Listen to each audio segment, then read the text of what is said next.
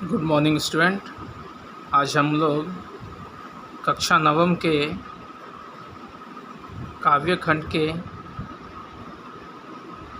अध्याय 3 जो गुरु गोविंद सिंह द्वारा रचित है पद उसको पढ़ेंगे। उससे पहले हम लोग गुरु गोविंद के जीवन परिचय को जानेंगे।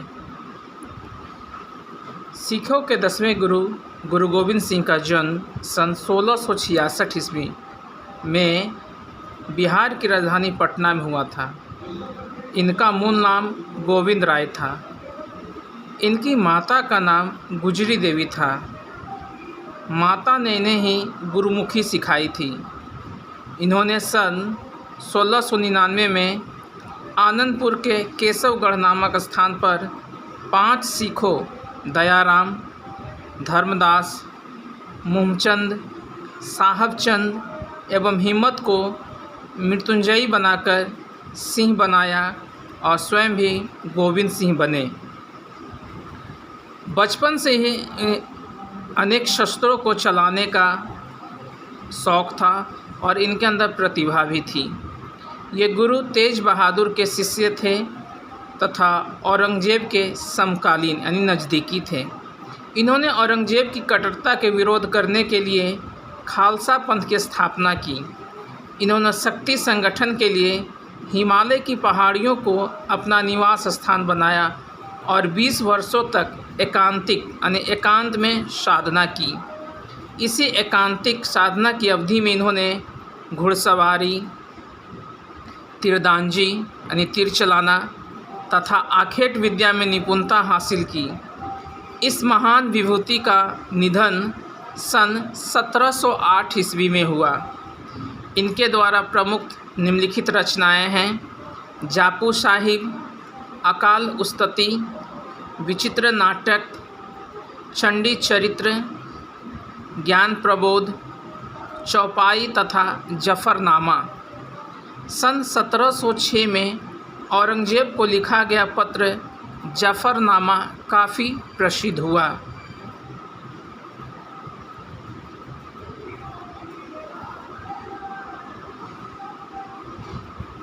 तो इस तरह से गुरु गोविंद सिंह के जीवन परिचय को हम लोग जाने। अब है कविता का अर्थ समझने से पहले कविता के परिचय यानी पाठ परिचय के रूप में हम लोग जान लेंगे। तो प्रस्तुत पाठ में गुरु गोविंद सिंह के 2 छंद उद्धृत हैं। प्रथम छंद में मनुष्य की अंतर्वर्ती एकता की प्रतिष्ठा की गई है। कवि ने समाज के ऊपरी विभेदों को त्याग आंतरिक एकता स्थापित करने की सलाह दी है। दूसरे छंद में परमात्मा की पहचान विश्व रूप में की गई है। यह अजर है और अमर है, इसका बहुरूपी बखान किया गया है। तो आइए हम लोग कविता की ओर बढ़ते हैं। तो कविता में बताया जा रहा है,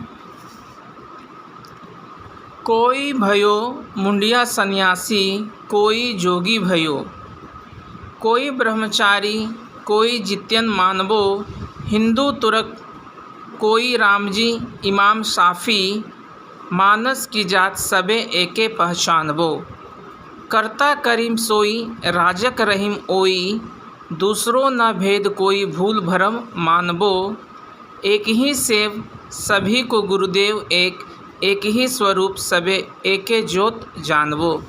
तो ये आपको आदर्श वाचन के माध्यम से पहला पद को पढ़ा गया। एक बार फिर से दोहरा दिया जा रहा है। कोई भयो मुंडिया सन्यासी, कोई जोगी भयो, कोई ब्रह्मचारी, कोई जतियन मानबो, हिंदू तुर्क, कोई रामजी इमाम साफ़ी, मानस की जात सबे एके पहचानबो। करता करीम सोई, राजक रहीम ओई, दूसरों न भेद कोई भूल भरम मानबो। एक ही सेव सभी को गुरुदेव एक ही स्वरूप सबे एक ज्योत जानबो। तो इस तरह से पहला पद का आदर्श वाचन किया गया है। अब इस प्रथम पद का हम लोग अर्थ को जानेंगे। अर्थ के बाद हम इसकी व्याख्या को थोड़ा सा समझ लेंगे। तो अर्थ में बताया जा रहा है, कवि का कहना है कि इस समाज में कोई अपने को मुंडित सिर यानी अपने सिर का मुंडन करके यानी अपने सिर का बाल खत्म करके सन्यासी तो कोई जोगी तो कोई ब्रह्मचारी अपने आप को कहता है और बताता है।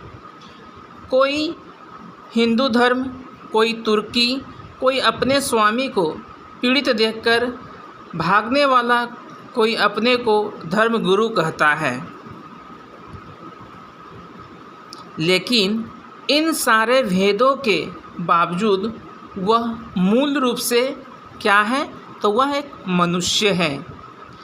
इस प्रकार राम एवं रहीम दोनों एक ही हैं। उन्हें एक दूसरे से भिन्न मानना एक हमारी भूल या भ्रम हो सकती है। सारा संसार एक ही गुरु रूप भगवान की आराधना और सेवा करता है, अतः सबका रूप एक समान है तथा सभी को एक ही प्रकाश से ज्योतिमान हैं और प्रकाशित हैं। तो ये आपका पहला पद का अर्थ था। उसकी व्याख्या की ओर हम लोग चलते हैं।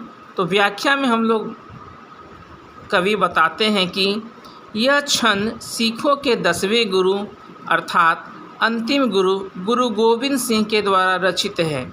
इसमें कवि ने मानवीय एकता यानी मनुष्य की एकता के संबंध में अपना विचार वह प्रकट करते हैं। कवि कहते हैं कि सभी मनुष्य एक समान हैं, चाहे किसी भी जाति के क्यों न हो। अपनी सुविधा के लिए ये विभिन्न जातियों में विभक्त हो जाते हैं अर्थात बट जाते हैं। आप लोग बच्चे समझ सकते हैं कि माँ के जन्म के पहले हमें कोई भी जात पात का ज्ञान नहीं होता है। जैसे ही जन्म हम लोग का होता है, हम लोगों के माता पिता, भाई बहन, समाज के लोगों के द्वारा हमें जात का पता चलता है। हमें जब तक माँ के गर्भ में रहते हैं हमें कोई जात पात का पता नहीं होता है। इसलिए कवि कहते हैं कि अपनी सुविधा के लिए विभिन्न जातियों में विभक्त हो गए हैं, लेकिन मूल रूप से ये मनुष्य हैं जिसे कोई इनकार नहीं कर सकता है। हम सभी एक ही ईश्वर के संतान हैं। यह संसार एक ही ईश्वर की ज्योति से प्रकाशित है। धर्म तो मानव द्वारा सृजित है यानी धर्म तो मानव के द्वारा बनाया गया है, माना गया है। अर्थात इन सारे भेदों भाव को त्याग कर हमें मिलजुल कर अन्याय का विरोध करने के लिए खड़ा होना चाहिए, क्योंकि हम समान रूप से अन्याय के शिकार होते जा रहे हैं। कवि मानव मात्र की एकता के लिए व्यग्र हैं।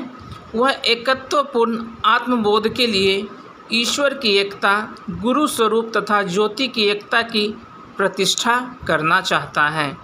अतः हम कह सकते हैं कि हम मनुष्य जाति हैं, हम मनुष्य के धर्म को ही हमें मानना है, हमें लोगों से प्रेम भाव रखना है, देश प्रेम की भावना को प्रबल करना है, क्योंकि हमारा शरीर मनुष्य रूप है, हम सब एक ही हैं और एक ही ज्योति से प्रकाशमान हैं।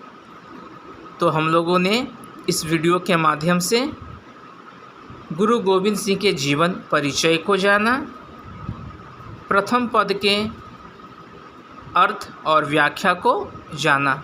दूसरे वीडियो में हम लोग दूसरे पद की व्याख्या को जानेंगे।